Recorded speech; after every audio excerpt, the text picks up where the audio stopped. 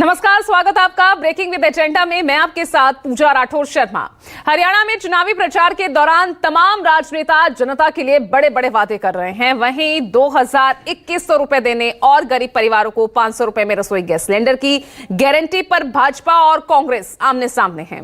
कांग्रेस ने शनिवार को चंडीगढ़ में अपना घोषणा पत्र हाथ बदलेगा हालात जारी किया। इस घोषणा पत्र में किसानों, महिलाओं, कर्मचारियों, युवाओं के लिए कई कल्याणकारी योजनाओं का वादा किया गया। घोषणा पत्र में 25 लाख रुपए तक का मुफ्त इलाज, महिलाओं को हर महीने 2000 रुपए और साथ ही गैस सिलेंडर 500 रुपए में उपलब्ध कराए जाने की बात कही गई। दूसरी तरफ आम आदमी पार्टी के राष्ट्रीय संयोजक और दिल्ली के पूर्व सीएम अरविंद केजरीवाल, उन्होंने भी हरियाणा फतेह करने के लिए कोई कोर कसर नहीं छोड़ी है। कल आयत में जनसभा कर रहे थे और यहां पर एक बार फिर ऐलान किया कि हरियाणा में हमारे समर्थन से ही सरकार बनेगी और इसके साथ ही दिल्ली, पंजाब की तरह फ्री बिजली, शानदार स्कूल, मोहल्ला क्लिनिक, महिलाओं को हर महीने 1000 रुपए और युवाओं को रोजगार, ये 5 गारंटीज पूरी करने का वादा करते नजर आए। तो हरियाणा में हवा बदल रही है और ये किसके पक्ष में जाती दिख रही है, आज इसे समझने की कोशिश करेंगे। पैनल राजनीतिक मेहमानों का हमारे साथ मौजूद है। ग्राउंड जीरो से भी मेरे सहयोगी जुड़ेंगे, लेकिन सबसे पहले सुनिए इस बीच किस तरह की राजनीतिक प्रतिक्रियाएं सामने आई। के लोग ये हालात करने वाले हैं। अरे वो अपना झूठ का पत्थर उतारा, उसमें सब्र नहीं आया। हमने तो इतिहास में पहली बार देखा कि कांग्रेस पार्टी का जब वो एक झूठ का पत्थर नहीं चला, आज दूसरा तार दिया। कांग्रेस के किसी भी गारंटी के ऊपर हरियाणा का कोई व्यक्ति विश्वास नहीं कर रहा, क्योंकि इनकी गारंटी एक ही गारंटी है, वो गारंटी है झूठ की, वो गारंटी है लूट की। हमारी गारंटीज बहुत प्रचलित हो रही हैं, प्रचार उनका अच्छा हो रहा है, लोगों को ये बात समझ में भी आ रही है। लोग चाहते हैं कांग्रेस जीते और 10 साल जो परेशान हुई हरियाणा के लोग, वो किसान हो, पहलवान हो, जवान हो, वो सब मन बना चुके हैं कि परिवर्तन लाना है। 5 गारंटी देके जा रहा हूं आपको, 5 गारंटी। जितने काम मैंने दिल्ली और पंजाब, और मैं चैलेंज के साथ कहता हूं, आपकी रिश्तेदारियां होंगी दिल्ली में भी, पंजाब में भी, पहले फोन करके पूछ लेना केजरीवाल ने अच्छा काम करा है कि नहीं करा। दिल्ली वाले ये ना कह दें केजरीवाल ने अच्छा काम करा है तो मेरे को वोट मत देना। करा है मैंने, झूठ नहीं बोल रहा, दिल्ली में भी करा, पंजाब में भी करा, आपके भी कर दूंगा। हमारा गठबंधन बहुत सक्रिय तौर पे काम कर रहा है और मेरा भरोसा है कि हम अपनी सीटें जीतेंगे भी और साथ साथ एक नया विकल्प जो है हरियाणा की राजनीति में तैयार होगा, जो एक युवा सोच के साथ आगे बढ़ेगा और जिसके नेतृत्व में हरियाणा आगे बढ़ेगा। मैं हरियाणा का जो प्यार मिल रहा है उसके लिए धन्यवाद करता हूं और जिस तरह से नौजवानों ने कमान संभाली, बड़े बड़े धुरंधरों को धूल चटाने का काम इस बार ये नौजवान करेंगे, ऐसा मेरा भरोसा है। हम जातीय जनगणना भी कराएंगे और उसके आंकड़े भी जारी कराएंगे और जो हिस्सा बजट में हमारा बैठता है उस हिस्से को अपने लोगों तक पहुंचाने का भी काम करेंगे। तो चलिए, अब दिन काफी कम बचे हैं लेकिन जीत के दावे हर तरफ हैं और आज चर्चा के लिए हमारे साथ जो पैनल जुड़ चुका है, खास मेहमान हमारे साथ हैं विजय शर्मा जी बीजेपी से, डॉक्टर टीना कर्मवीर कांग्रेस से हमारे साथ, आप देख सकते हैं इस वक्त विंडोज में आपको नजर आ रही हैं। आम आदमी पार्टी से निमान शर्मा को आप देख सकते हैं, मनदीप केसरी जी आईएनएलडी से हमारे साथ जुड़ गए हैं, जेजेपी से आपको नजर आ रहे हैं प्रोफेसर वीरेंद्र सिंधु जी, और ऋषिकेश हिसार से लाइव मेरे सहयोगी ग्राउंड जीरो से लगातार हरियाणा की गली गली, वहां पर हर वर्ग के बीच उनकी बातें समझने, वहां की सियासी हवा किस तरफ बह रही है, वही तस्वीर हम सबके सामने रखते हैं। तो ऋषिकेश, पहले मैं आपके पास आ रही हूं क्योंकि अब तो वादों की बौछार भी हो गई है। टिकटों के बंटवारे के साथ बागावती जो सुर उठ रहे थे, वहां पर भी मनाने की, उन पर भी कार्रवाई करने की तमाम चीजें हमें दिखती नजर आ रही हैं। और जिस तरह से अब मैनिफेस्टो वॉर में अब कौन आगे कौन पीछे, क्योंकि सीधी फाइट में तो कांग्रेस बीजेपी आमने सामने दिख रहे हैं, लेकिन इस बीच आज जेजेपी गठबंधन एएसपी के साथ वो भी अपना घोषणा पत्र जारी करने वाले हैं। कल केजरीवाल 5 गारंटीज देते नजर आए। इस वक्त मौजूदा स्थिति में हरियाणा की हवा किस तरफ बहती दिख रही है? बिल्कुल पूजा जी, मैं दरअसल हिसार में उसी जगह पर हूं जहां प्रधानमंत्री की रैली हुई थी और देखिए आदमपुर विधानसभा में हूं। आदमपुर मैं आपको इसलिए दिखा रहा हूं क्योंकि ये हरियाणा के राजनीतिक इतिहास का एक बड़ा महत्वपूर्ण कड़ी रहा है। भजन लाल की सीट रही है, कुलदीप बिश्नोई पिछली बार कांग्रेस में थे, नाराज होकर चले गए, इस बार अलग है। और सबसे ज़्यादा जो ओबीसी की प्रयोगशाला है और जो आप कह रहे हैं कि रेवड़ियों को लेकर के या घोषणा पत्रों को लेकर आप लोगों की राय क्या है, तो इसीलिए वो मैं आपको बताने की कोशिश कर रहा हूँ। ये बताइए कि आदमपुर में इस बार घोषणा पत्र कांग्रेस ने भी किया कि मुफ्त में महिलाओं के खाते में पैसा देंगे, बुजुर्गों को पैसा देंगे, तो इस बार आदमपुर में क्या माहौल है घोषणा पत्र में, या कौन भारी है? कुलदीप बिश्नोई कैसा लड़ रहे हैं, कांग्रेस कैसा? भैया अपन तो बीमार, अपन तो बेरो को नहीं सही पूछे। अरे कोई पार्टी तो अच्छा होगा। हूँ तो बीजेपी अच्छी है, और कौन है? बीजेपी अच्छी है, बीजेपी का घोषणा पत्र तो ठीक है। आप बताइए भाई साहब, बीजेपी आदमपुर में क्या है? आदमपुर में भव्य जीतेगा। हाँ, भव्य जीतेगा। और ये जो घोषणा पत्र जो मिला है, कांग्रेस कह रही है कि महिलाओं के खाते में पैसा डालेंगे, बुजुर्गों को पैसा देंगे, 33% आरक्षण देंगे। वो तो राजस्थान में भी बोला था कि कर्ज माफ कर देंगे किसानों का। वहाँ तो कर्ज माफ नहीं हुआ। अच्छा, अभी भी कह रही कि किसानों का कर्ज माफ करेंगे, ये सब झूठी बातें हैं। अच्छा, आप बताओ भाई साहब। हाँ, क्या है, क्या माहौल है यहाँ के चुनाव में? घोषणा पत्र सब मुफ्त बांटने का काम चल रहा है कि कोई सरकार आएगी तो उसको 33% आरक्षण, महिलाओं के खाते में 2500 में सिलेंडर। तो आदमपुर में क्या है? आदमपुर में बीजेपी है। हाँ, बीजेपी है। बीजेपी है। अच्छा, आप लोग भाई साहब, आप लोग यहीं से हैं, आदमपुर से? तो क्या है माहौल इस बार का, भव्य बिश्नोई और कांग्रेस के बीच में मुकाबला? कांग्रेस 70 सीटें जीत रही है, भव्य बिश्नोई यहाँ से हार जाए आदमपुर से। अरे मोदी जी है। हाँ, हार जाए। नहीं, तो ये घोषणा पत्र जो कांग्रेस ने जारी किया है, बीजेपी कह रही है कि झूठ का पुलिंदा है। कांग्रेस सिर्फ और सिर्फ सत्ता में आने के लिए झूठ बोलती है। महिलाओं को पैसा नहीं दिया जा सकता है, हिमाचल में दे सकते हैं, कर्नाटक में उन्होंने नहीं दिया है। तो ये सब बकवास करने लग रहे हैं। 10 साल हो गए इस भव्य बिश्नोई को हरियाणा इस वो करे हुए, 1% 1 रुपए का काम नहीं किया इनने। कोई बिजली का, पानी का, खाद का, बीज का कुछ भी काम नहीं किया इनने। कोई सड़क का कुछ भी काम नहीं किया इनने। आप बताइए, ये घोषणा पत्र में जो फ्री का रेवड़ी बांटा जा रहा है? नहीं, रेवड़ी में तो सारी कौन सी सरकार है? मोदी ने कौन है? मोदी ने भी तो कराया है भी। 1500 रुपये जो है महाराष्ट्र में करे है, जो पहले जुलाई में लागू होने थे, अभी हुए जो अभी दूसरी किस्त 29 सितंबर आज करेंगे घोषणा, जो अगले महीने के लिए 26 नवंबर से पहले जो इलेक्शन होना है उसके अंदर ही वो डालेंगे। जब है यानी वोट सीधा खरीदने की है वो भी। तो बीजेपी का घोषणा, बीजेपी तो भी रेवड़ियाँ बांट रही है, और रही हमारे गाँव की चिकनवास आदमपुर हल्का में है, और यहाँ से चंद्र प्रकाश कम से 200 वोटों से जीत रहे हैं। आप बताओ भाई साहब, ये जो घोषणा पत्र किया है कांग्रेस और बीजेपी ने, तो कौन ज्यादा जनता के भरोसे के लायक है?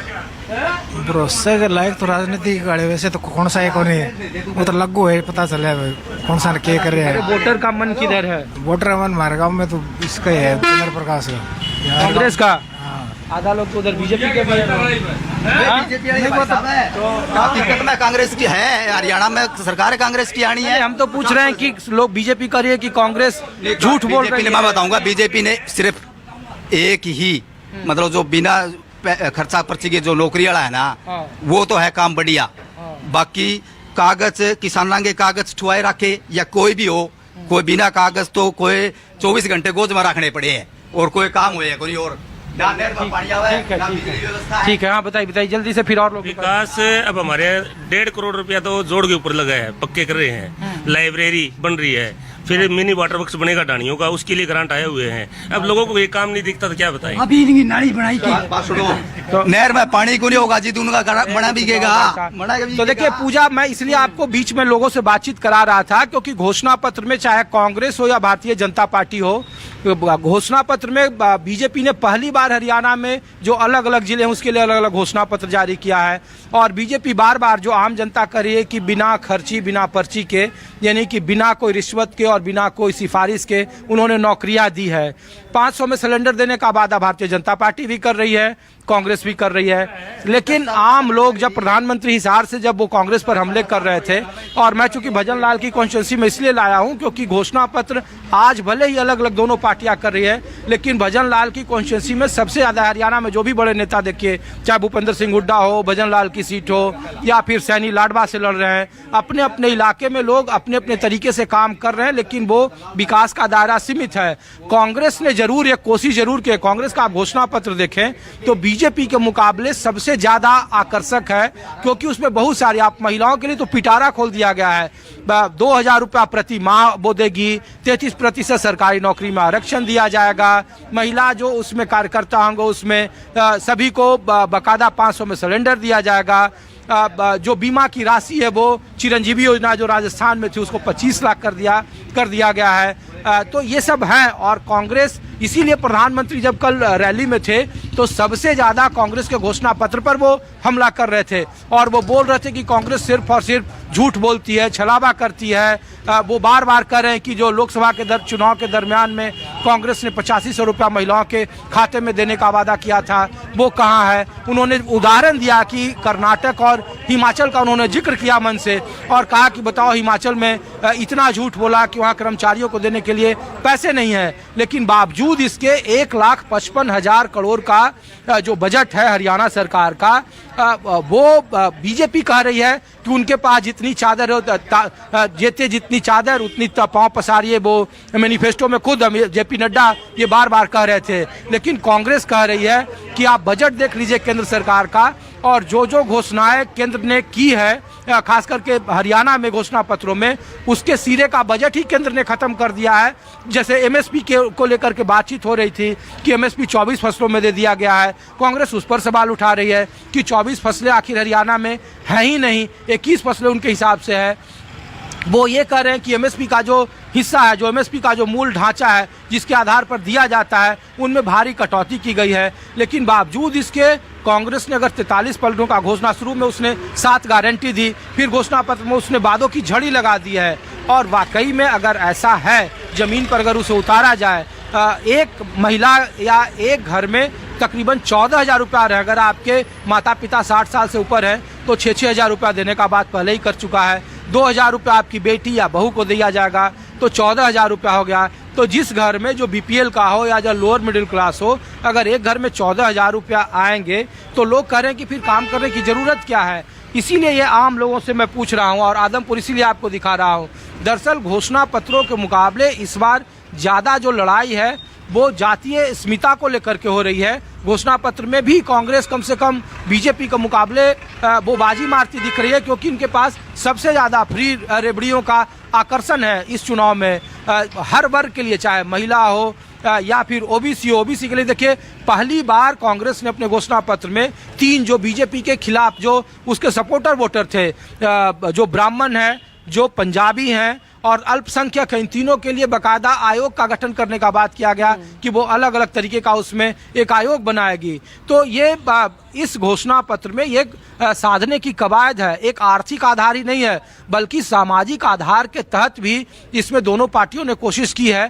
कांग्रेस थोड़ा आगे बढ़ती इसलिए दिख रही है क्योंकि कांग्रेस का घोषणा पत्र कम से कम हिमाचल और हरियाणा में जिस तरीके का उन्होंने किया था उसमें उन्होंने सफलता उनको मिलती दिखी थी। तेलंगाना में भी देखिए वही हाल था, वहाँ कांग्रेस बहुत मुद्दत के बाद वो सत्ता में आई है। हरियाणा में भी वो प्रयोग कोशिश करने की हो रही है, इसलिए आर्थिक आधार के साथ साथ सामाजिक आधार को भी अपनाया जा रहा है। और यहाँ जातीय गोलबंदी नहीं हो इसलिए उसमें बेरोजगारी का तड़का लगाया जा रहा है। जो नौकरियों का 2 लाख नौकरियों की बात कर रहे हैं और राहुल गांधी इसीलिए उस मजबूती से उस घोषणा पत्र को आगे बढ़ा रहे हैं। और जब हम आज घोषणा पत्र पर बात कर रहे होंगे तो देखिए कल से राहुल गांधी की जो यात्रा शुरू होगी खास करके करनाल से, वहाँ वो इसी आधार पर कर रहे हैं कि जो आर्थिक आधार है सिर्फ 4th ग्रेड में ही नौकरियां बिना खर्ची बिना पर्ची के भारतीय जनता पार्टी सरकार ने बांटी। बाकी चाहे वो पेपर लीक का मामला हो या फिर अन्य क्षेत्रों में हो, नौकरियों का उस तरीके का गठन नहीं किया गया जो यहाँ एक बड़ा मुद्दा है। अब 5 अक्टूबर को ये तय होगा कि किस पार्टी पर कितना एतबार कर रही है, लेकिन बावजूद इसके घोषणा पत्रों से कहीं ज़्यादा उसमें एक फैक्टर है सामाजिक आधार का, और सामाजिक ताने बाने के आसपास ही ये चुनाव हो रहा है। इसीलिए आदमपुर अपने आप में महत्वपूर्ण है क्योंकि ये जाट और गैर जाट जो ओबीसी का फॉर्मूला भारतीय जनता पार्टी ने यहाँ अपनाया था, उसका एक प्रयोगशाला है, गढ़ है। भव्य बिश्नोई कुलदीप बिश्नोई के बेटे हैं, भजन लाल की सीट रही है और उनका पहले से यहाँ का एक अलग बजट हुआ करता था, नौकरियों का उनका एक अलग फार्मूला हुआ करता था, आम लोगों के बीच में वो ज़्यादा होते थे। तो इस बार सामाजिक और आर्थिक आधार पर तो घोषणा पत्र है ही, और जातीय गोलबंदी या जातीय ध्रुवीकरण न हो इसकी भी घोषणा पत्रों में कवायद है। इसीलिए बीजेपी सभी अलग 22 जिलों से अलग अलग घोषणा पत्र जारी कर रही है। अलग अलग जिलों का अपने आप में अलग तरीके का है। 3.5 लाख लोगों से वो रायशुमारी करती है और वो कह रही है कि अग्निवीरों को वो यहाँ परमानेंट नौकरी देगी, वो कह रही है कि अग्निवीरों को पेंशन देंगे, 6,000 से 10,000 रुपया कर रहे हैं। तो कोशिश है अपने वोट बैंक को, खास करके ओबीसी वोट बैंक को एक साथ गोलबंद करने की, लामबंद करने की, जिससे कि कम से कम भारतीय जनता पार्टी अपने 2019 जैसा प्रदर्शन दोहरा सके। कांग्रेस की कोशिश है कि जो उनके महिला वोटर है, जो महिलाओं में सेंधमारी की जो कोशिश है, जो सामाजिक आधार है, खास करके जो बीजेपी के कोर वोटर हैं, ब्राह्मण, पंजाबी, इन दोनों को साधने के लिए इसने अलग से आयोग गठन करने की बात कही है। तो सामाजिक और आर्थिक आधार पर गोलबंदी है। 5 अक्टूबर को जब मतदान होगा तब पता चलेगा कि घोषणा पत्रों में कितना दम है। लेकिन निश्चित तौर पर फ्री का जो कल्चर, जो रेवड़ियों का कल्चर 5 किलो अनाज से शुरू हुआ था लोकसभा कोविड के वक्त से, उसका अलग अलग फार्मूला, अलग अलग वर्जन आपको घोषणा पत्रों में दिखाई दे रहा है। और वही जो वर्जन है, लेटेस्ट वर्जन जिसको आप कहिए, अलग तरीके से बुनाने की कोशिश की गई है। और वो कितना असरदार होगा वो 5 तारीख को पता चलेगा। लेकिन निश्चित तौर पर कांग्रेस को कम से कम मनोवैज्ञानिक तौर पर तो बड़ा दिख रही है कुछ जगहों पर। तो विजय शर्मा, अब यहाँ